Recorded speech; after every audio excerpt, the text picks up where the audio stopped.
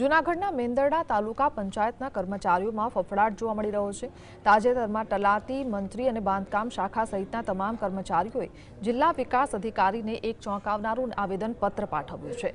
કર્મચારીઓનો આક્ષેપ છે કે તાલુકા પંચાયત પ્રમુખ જયકિશનભાઈ માકડિયા સહિત 9 લોકો દ્વારા ખોટા બિલ પાસ કરવા માટે તેમના પર માનસિક દબાણ કરવામાં આવી રહ્યું છે।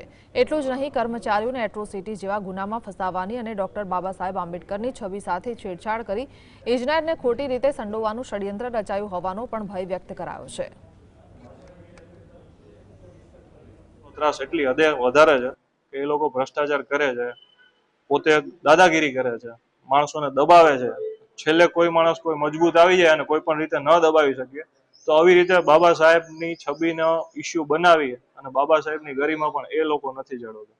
મારી પાસે એની પૂરી ઓડિયો ક્લિપ છે। જ્યારે એ લોકો કાલ શક્તિ પ્રદર્શન કરવાના ત્યારે હું રજૂ કરીશ। જે કર્મચારીઓ છે, તલાટી, મંત્રી, વિસ્તરણ અધિકારી અને બાંધકામ શાખાના કર્મચારીઓ, એમને પડતી અગવડતાઓ બાબતે રજૂઆત કરવા માટે એક આવેદનપત્ર આપેલું છે અને એ આવેદનપત્રમાં જે એમની રજૂઆતો, મૌખિક રજૂઆતો અને આવેદનપત્રમાં જે રજૂઆત છે એ અન્વયે નિયમાનુસારની કાર્યવાહી કરી અને યોગ્ય કાર્યવાહી કરવામાં આવશે અને જે ભયનું વાતાવરણ એમને જે દેખાય છે એ બાબતે જે પગલાં લેવાના થતા હશે એ નિયમાનુસાર પગલાં લેવામાં આવશે।